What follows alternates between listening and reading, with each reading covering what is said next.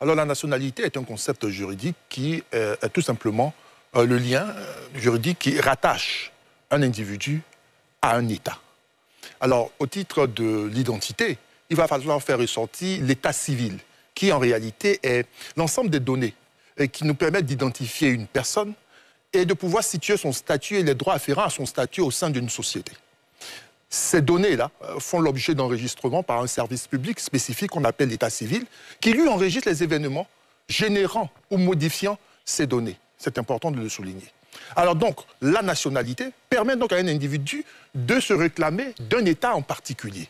Dire que je suis ivoirien, conformément à ce que la loi ou le droit civil dit qui est ivoirien.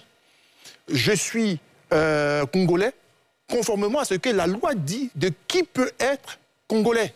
Voilà ce qu'il faut pouvoir retenir. Mais dans un contexte actuel, il faut bien préciser que la qualité d'électeur et l'aptitude à à faire acte de candidature procède d'un seul critère qui est celui de justifier de sa nationalité ivoirienne.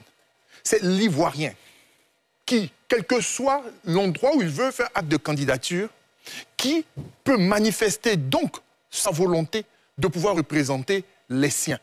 Il n'a jamais été dit que dans une zone spécifique, il faut être ressortissant de cette zone-là. Non, il faut suffisamment faire preuve de ce que nous sommes ivoiriens et que cela vous donne la possibilité d'être sur la liste électorale et étant sur la liste électorale, de faire acte de candidature.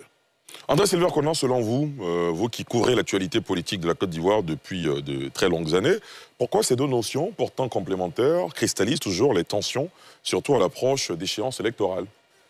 Non, c'est simple, parce que de nombreux Ivoiriens portent en eux les germes de l'ivoirité. Et l'ivoirité est devenue aujourd'hui une arme de destruction massive des adversaires politiques, selon les camps.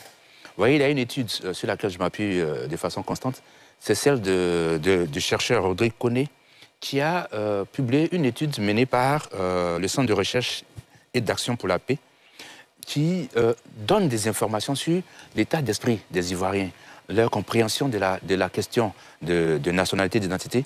Et moi, j'ajouterais de l'identité nationale et de la nation. Voilà, je vous lis, voilà. Sur un échantillon de 348 Ivoiriens interrogés à Abidjan, on était en 2009, 50% d'entre eux estiment qu'il y a de vrais et des faux Ivoiriens. 72% de ceux qui l'affirment pensent que est vrai Ivoirien, celui qui a son village d'origine en Côte d'Ivoire. Dans le même temps, ils sont 44% à estimer que est vrai Ivoirien, celui qui a seulement son père ivoirien. L'étude poursuit. Par contre, 30% soutient que est vrai Ivoirien, celui qui a seulement sa mère ivoirienne. Et il dit, de même, 47% des enquêtés ivoiriens, celui qui a demandé la nationalité ivoirienne est un faux Ivoirien. Donc, je pense qu'il y a cette confusion dans l'esprit de nombreux Ivoiriens qui te disent « va chez toi, ce n'est pas injure ». Ils le disent sous un ton de colère. Mais tout de suite, ils ajoutent « si je te dis « va chez toi, ce n'est pas injure ». Parce qu'ils ne savent pas qu'en fait, en Côte d'Ivoire, un Ivoirien est Ivoirien partout.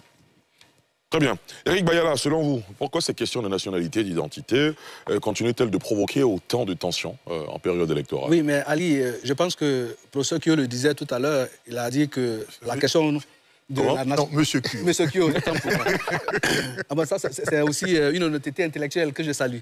Et donc, je disais que tout à l'heure, il a donné une définition juridique de la notion de la nationalité, qui est le lien qui rattache un individu à un État. Mais en même temps, ce lien-là lui confère des droits et des devoirs.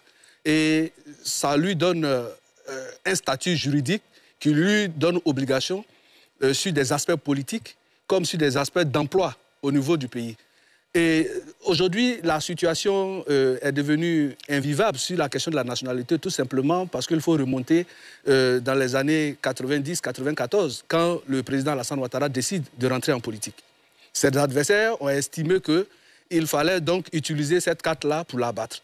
Et depuis, c'est resté un vocable qui a été repris par tous les partis qui étaient au pouvoir, notamment le PDCI, et ensuite le Front populaire qu'on appelle d'alors. Et aujourd'hui, on retrouve même ces mêmes propos dans le langage régulier des militants du PPACI. Quand le leader du PPACI dit, par exemple, « on vient me trouver chez moi », et on me demande de ne pas être candidat. Et donc, vous voyez déjà, cette manière d'aborder la question sur la nationalité tend à catégoriser les Ivoiriens. Qui est vrai Ivoirien et qui ne l'est pas. Mais selon la définition du droit, l'Ivoirien, c'est celui qui remplit les conditions juridiques qui lui confèrent donc ce statut-là.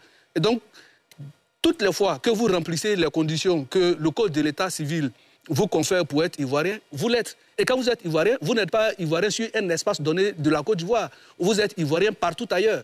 Mais ce qui essaie de me mettre mal à l'aise, c'est lorsque des ressortissants occupent des postes d'élus à l'étranger, on estime que ça fait partie de la fierté nationale, on est content, on les célèbre. Mais quand il s'agit à rebours de cette notion-là, en Côte d'Ivoire, on estime que ceux-là ne sont pas des vrais Ivoiriens. Je pense que c'est un thème qui a été galvaudé, qui a été utilisé pour des fins politiciennes et qui continue de pourrir le landerneau politique. Pour s'en débarrasser, il faut que les uns et les autres puissent comprendre qu'il suffit d'avoir cet amour-là pour la Côte d'Ivoire, de respecter les droits de ce pays et de vous réclamer comme tel parce que le code de la nationalité vous le permet. Quand vous remplissez ces conditions, eh bien, vous êtes Ivoirien et cela vous donne le droit non seulement d'avoir des emplois au niveau de la fonction publique, mais des droits politiques comme voter ou bien comme être candidat à des élections. On a l'avantage d'avoir un philosophe sur ce plateau. Professeur Yassine Nobou, selon vous, qu'est-ce qui distingue fondamentalement les notions d'identité et de nationalité dans le concept? Je ne ferai pas de phénoménologie de ces principes, de ces concepts-là même en tant que tels. Sauf que il faut comprendre que la nationalité est attribuée ou est collée au principe d'un État.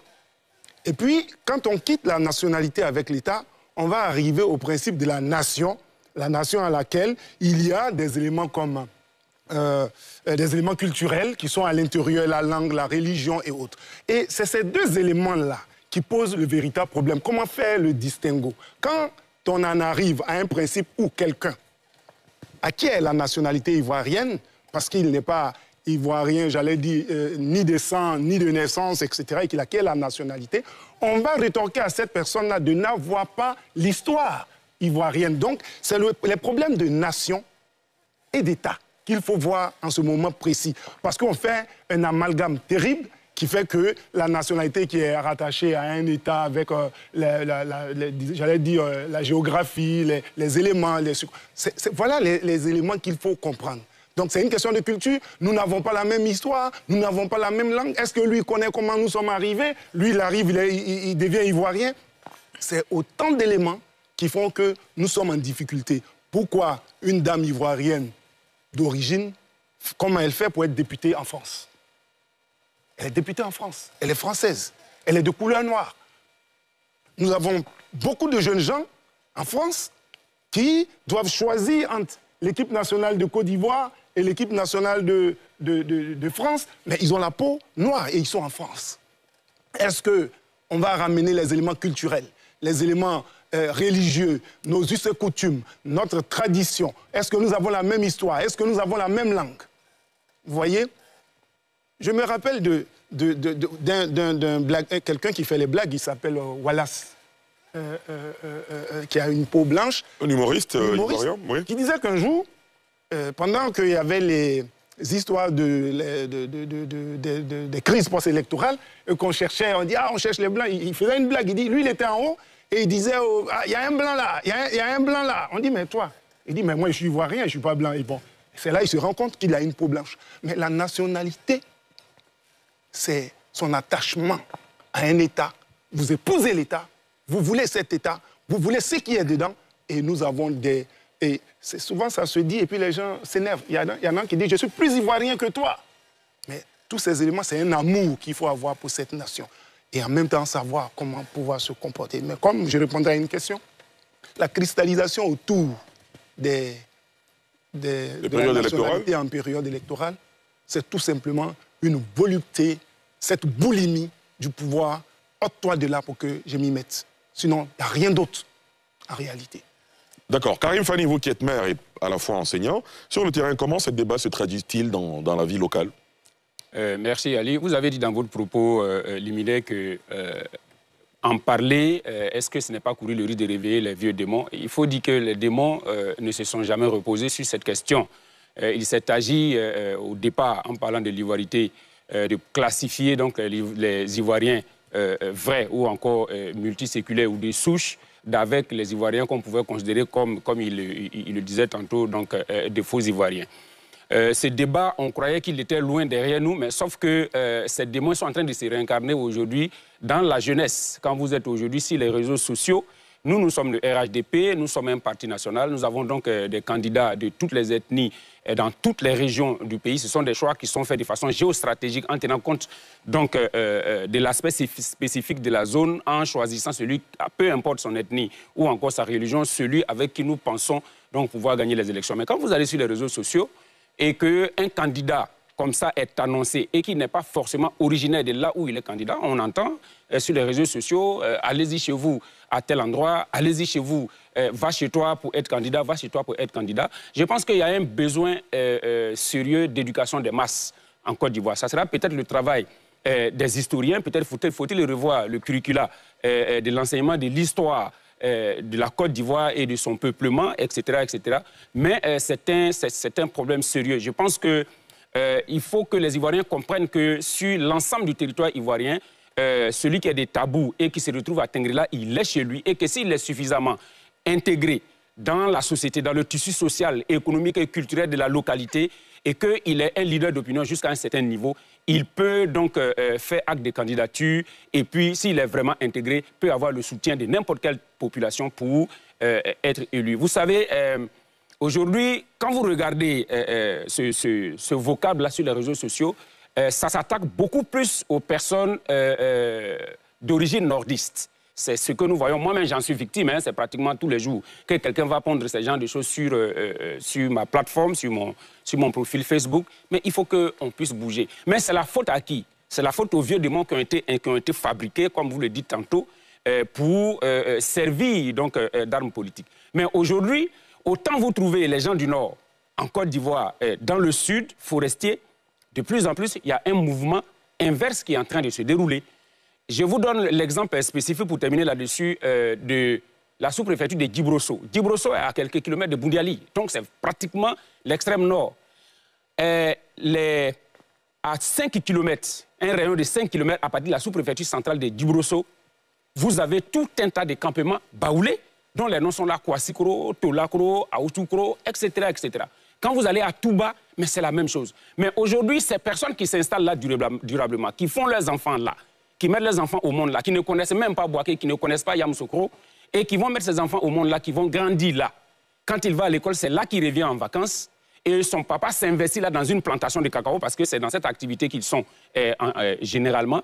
Et un jour, ces enfants-là vont devenir des leaders dans cet endroit-là, et puis, le jour où il pense qu'il est suffisamment intégré avec les moyens, il est dans le tissu social, va vouloir faire acte de candidature à Djibrosso, on va lui dire non, il faut retourner chez toi à Bouaké, qu'il ne connaît même pas parce que c'est là qu'il est né. Véritablement, il y a une éducation de masse à faire au niveau de la société ivoirienne.